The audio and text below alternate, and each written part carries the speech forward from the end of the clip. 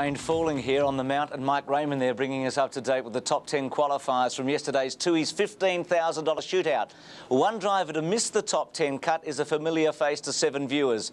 Neil Crompton is playing serious racer today with the Nissan team. And who better to explain the difference between the race car and its registered road-going version?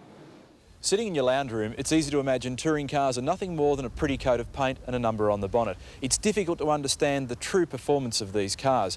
Television doesn't do justice to their real speed, and Racecam makes things look positively comfortable and slow. Today we've brought 2 road cars to Eastern Creek, the Nissan GTR and the Nissan Pulsar TI, to run alongside Godzilla and paint the true performance picture.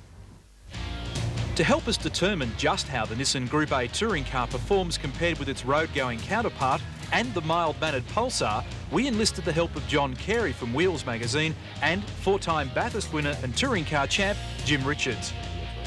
To accurately measure performance, we fitted about 70 grand's worth of German New Age technology to each vehicle. The Leitz Coravit is regarded as the standard instrument in the automotive world for serious vehicle performance measurement. With a special light trigger attached, a test program written into the Coravit's computer memory can be started and stopped by a reflective tape laid across the road surface. The data required includes speed in and out of a corner, average speed and line trajectory. In here we have a small keyboard, very sort of simple keyboard that allows you to program various tests into the machine, and the driver has to hit a button to initiate each of the tests or to prepare the machine for each of the tests. When the test's complete, we just have a printer here which prints out a result absolutely immediately. Back in the pits we've got time to analyse that. To complement the figures, a G-analyst was also fitted to measure the forces on each car across 2 axes. Fed into the PC, when all the data was crunched, it produced impressive results. The vital statistics of these little honeys provides an insight. Group A racing cars might look like production vehicles, but the numbers show the real story. Power is well over double that of a car that's already in the highly impressive category and over 4 times the Pulsar.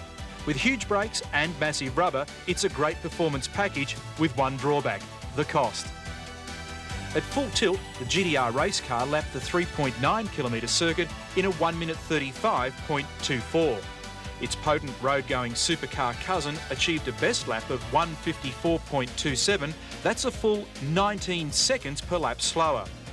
To relate the pace more to the average car most of us drives, the automatic Pulsar TI in the champ's skilled hands managed a 2 minute 10.27, 16 seconds slower than the Black Beauty and 35 seconds a lap slower than Godzilla in handicapped weight and power trim.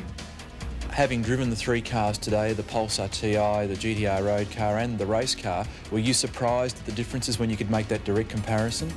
Yes, I was. I was probably surprised at the difference between the GTR race car and the GTR road car, because when you actually drive both the cars, they're both relative to being on, one's on road tyres, one's on race tyres, so you get the impression that there's not that much difference. But of course, when you look at the timesheets and that, you realise that there's just night and day.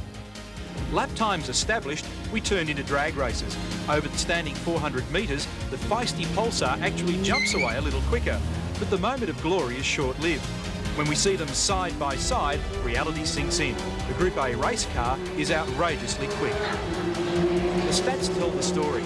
The race car blasts through in 10.9 seconds, the GTR road car in 14.28 and the Pulsar at 16.44. Stopping these cars from 160 kilometres per hour reveals equally impressive numbers. With relatively cold tyres and brakes, the race car struggles to maintain an edge over the anti-lock braking system equipped road car, and the Pulsar just keeps on going. There's little more than a metre in it between the GTRs, while the Pulsar is another 30 plus metres down the road. Not that that's a bad result, it's just that the other 2 are astonishing. Like any purpose-built toy, the race car isn't always a winner in every situation. In the International Standards test for lane changing and the slalom run, suddenly the Pulsar is the gun, winning the slalom with agility, and it was a close call for the lane change. But to truly assess the performance of the race car against the others, we go back to the test with the Coravit and the G-sensor. 2 corners on the circuit were used for a specific comparison. In corner 1, the race car averaged 121 kilometres per hour. The road car averaged 104 kilometres per hour. And the baby came squealing along at 84 k's. The G-meter showed the race car loaded up at almost 1.5 Gs, the road car measured just over 1 and the hatch at 0.92. In corner 2, the faster of the two corners, the race car was up to 142 k's and the road car nudged 119, the Pulsar at just under 104. The tests prove what the race drivers already know. The cars contesting the Tooheys 1000 are massively faster than even the fastest high-performance road cars. And when it comes to comparison with cars like you and I drive daily, the performance gap is amazing.